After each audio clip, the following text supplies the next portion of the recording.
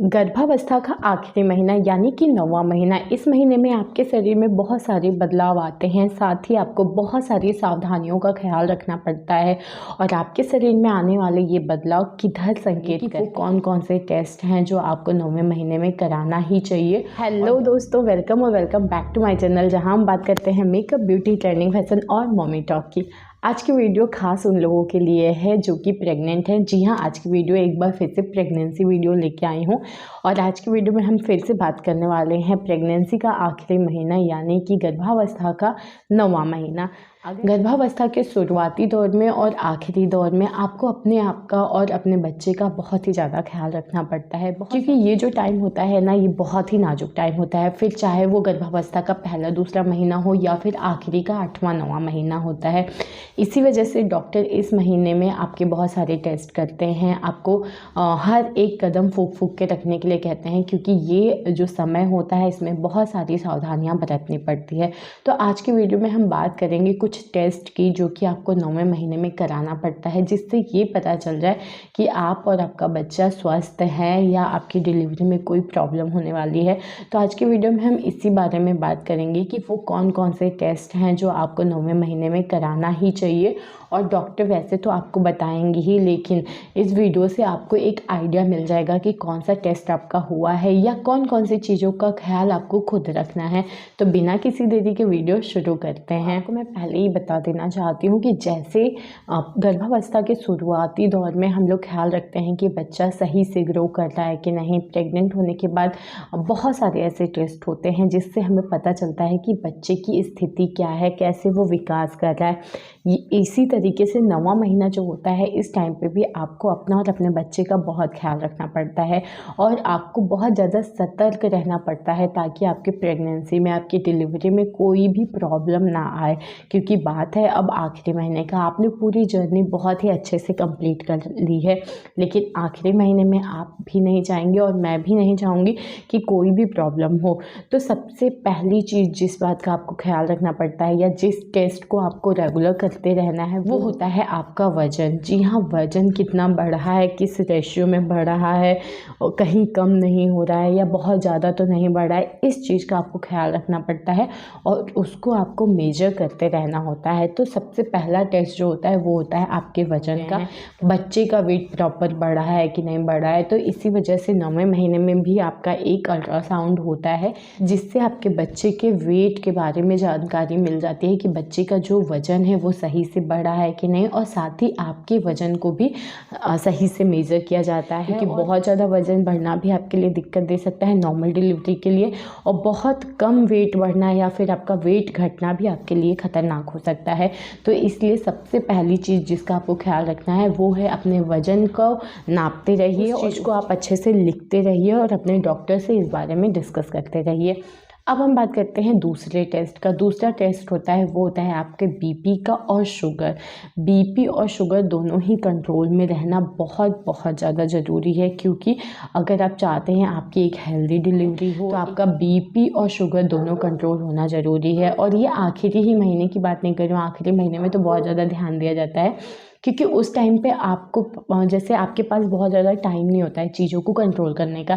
इसीलिए doctor first month से ही आपका बीपी और शुगर को कंट्रोल करने के लिए तरीके भी बताते हैं। बहुत ज़्यादा टेंशन नहीं लेना, अपना डाइट प्रॉपर लेना है, और अगर आपको इस टाइप की बीमारी होती है तो डॉक्टर फिर मेडिसिन देते हैं, ठीक है। तो उस चीज़ को कंट्रोल किया जाता है, क्योंकि शुगर और बीपी अगर बहुत ज़्यादा होता है तो आपके बच्चे की डिलीवरी के टाइम पे आपको और आपके बच्चे के लिए ये काफ़ी खतरनाक हो सकता है। नेक्स्ट टेस्ट जो होता है वो होता है प्रोटीन का टेस्ट। प्रोटीन का जो टेस्ट होता है वो आपके यूरिन से चेक किया जाता है, और ये भी बहुत ही ज़रूरी होता है। आपकी बॉडी में प्रोटीन की मात्रा या फिर एक प्रॉब्लम हो जाती है प्रेगनेंसी के दौरान, कई बार प्रोटीन जो होता है वो आपके यूरिन के थ्रू लीक होना शुरू हो जाता है, और ये काफ़ी खतरनाक होता है। तो इन चीज़ों को भी काउंट किया जाता है, इन चीज़ों का भी टेस्ट होता है कि कहीं आपके प्रोटीन लीक तो नहीं हो रही है या आपकी बॉडी में प्रोटीन की मात्रा कितनी है, ये आपके यूरिन से आराम से पता किया जा सकता है। तो एक टेस्ट 9 मंथ में ये भी होता है आपकी बॉडी में प्रोटीन को लेके। नेक्स्ट चीज़ की अगर मैं बात करूँ तो वो होता है आपके बच्चे की धड़कन। जी हाँ, बात जब हम 9वें महीने की कर रहे हैं तो सबसे ज़्यादा इम्पॉर्टेंट होता है आपके बच्चे की धड़कन। इसको हमेशा मेजर किया जाता है। इवन जब आप डिलीवरी के लिए जाते हैं, जैसे देखिए एग्जैक्ट तो हमें पता नहीं होता है कि नॉर्मल डिलीवरी की बात कर रही हूँ, सी सेक्शन की तो हमें पता होता है कि हमें इस डेट पे इस मुहूर्त में अभी हमें सी सेक्शन करवाना है। लेकिन जब मैं बात करती हूँ नॉर्मल डिलीवरी की, 9 मंथ आपका चल रहा है, तो आपको एग्जैक्ट नहीं पता होता है। ईडीडी आपको डेट बताता है, अप्रॉक्स डेट बताता है, वो कंफर्म नहीं बताता कि इसी डेट पे इतने बजे इस टाइम पे आपका बच्चा हो जाएगा। लेकिन जब आपका फेक अलार्म होता है, जैसे आपको लेबर पेन महसूस हो रहा है कि लेबर पेन हो रहा है, बट वो एग्जैक्ट वही सही लेबर पेन नहीं होता है। तो कई बार ऐसा होता है नॉर्मल डिलीवरी में, जैसे मेरे साथ हुआ था कि मैंने 2 या 3 चक्कर डॉक्टर के लगा लिए थे। मुझे हल्का सा दर्द होता तो मैं डॉक्टर के पास जाती, बट हाँ मेरे साथ ये अच्छा रहा कि 26 तारीख की डेट थी अप्रैल में, और मेरा बच्चा 26 की ही सुबह में 5:30 बजे हो गया था। तो मेरे साथ ठीक है, वो एग्जैक्ट डेट पता चल गया था, लेकिन तब भी मुझे कंफर्म तो नहीं था ना। वो हो गया, वो अच्छी बात है। कई बार ऐसा होता है कि जो आपका डेट डॉक्टर देता है उससे पहले ही बच्चा हो जाता है, या उससे 2-4 दिन बाद भी होता है। तो लेकिन उस टाइम के आसपास ही होता है, तो हमें एग्जैक्ट डेट तो नहीं पता होता है, एग्जैक्ट टाइम नहीं पता होता है। तो जब भी आप जाओगे ना, लेबर पेन या कोई भी प्रॉब्लम होती है, तो जब आप डॉक्टर के पास जाते हो तो जो सबसे पहला टेस्ट वो यही करते हैं, बच्चे की धड़कन। क्योंकि बच्चे की धड़कन बहुत तेज भी नहीं होनी चाहिए और बहुत कम भी नहीं होनी चाहिए। ये दोनों ही केस जो होता है वो खतरनाक होता है। 150-52 तक जो होता है उसको नॉर्मल माना जाता है बच्चे की धड़कन। उससे ज़्यादा होना या कम होना खतरे की घंटी होती है। तो इस वजह से क्या होता है ना, अगर इस टाइप के कोई केस बनता है और नॉर्मल डिलीवरी के चांसेस नहीं दिख रहे हैं, आपको पेन नहीं हो रहा है, डॉक्टर अपनी तरफ से कोशिश करेंगे उनकी पेन हो जाए, आपको इंजेक्शन दिया जाता है, लेकिन फिर भी नहीं हो रहा है और बच्चे की धड़कन के साथ दिक्कत हो रही है, कम या ज़्यादा हो रहा है, तो फिर डॉक्टर बिना सोचे समझे सीधे आपका सी सेक्शन करते हैं।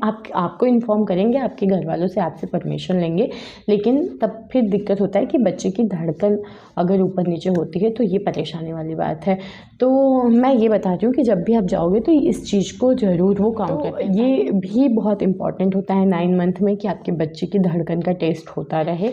नेक्स्ट अगर टेस्ट की अगर मैं बात करूँ तो वो होता है बच्चे का आकार, उसकी स्थिति।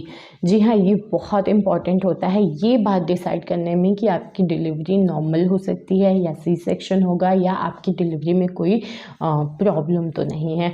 होता क्या है, देखिए आपने सुना होगा लो लाइन प्लेसेंटा है या फिर इंटीरियर प्लेसेंटा है, पोस्टीरियर है, ये सारी चीज़ें तो होती ही हैं। प्लस हम कई बार आपने देखा होगा आजकल जो बहुत कॉमन केस मैंने देखा है मेरी 2-3 फ्रेंड्स के साथ ही, कि बच्चा नीचे ही नहीं आ रहा है, बच्चा ऊपर की तरफ जा रहा है, या इस टाइप की जो प्रॉब्लम्स होती हैं, या फिर बच्चा घूम गया है, टेढ़ा हो गया है, इस टाइप की चीज़ें आपने बहुत कॉमन सुनी होगी आपस में अपने आसपास, ठीक है। तो ये भी इम्पॉर्टेंट होता है, ये भी आपको अल्ट्रासाउंड से पता चल जाता है कि बच्चे की स्थिति क्या है, या फिर जो डॉक्टर्स होती हैं, जो एक्सपीरियंस डॉक्टर होती हैं, वो हाथ लगा के आपका पेट चेक करती हैं, प्लस आपके वजाइना के थ्रू भी चेक करती हैं कि बच्चे की क्या स्थिति है। वैसे तो ऊपर से देख लेती हैं, अल्ट्रासाउंड देख लेती हैं, वो अपने हिसाब से उनको जैसे समझ में आता है वो टेस्ट करती हैं। तो बच्चे की स्थिति का पता होना बहुत इंपॉर्टेंट होता है। क्यों?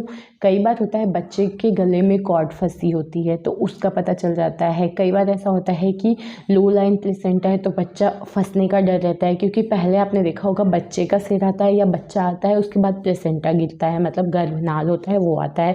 लेकिन अगर आपका प्लेसेंटा नीचे की तरफ है तो बच्चा नीचे की तरफ आएगा नहीं। ये प्रॉब्लम मेरी फ्रेंड के साथ हुआ था कि बच्चा नीचे नहीं आ रहा था क्योंकि गर्भनाल उसके आगे मुँह पे फंस रहा था।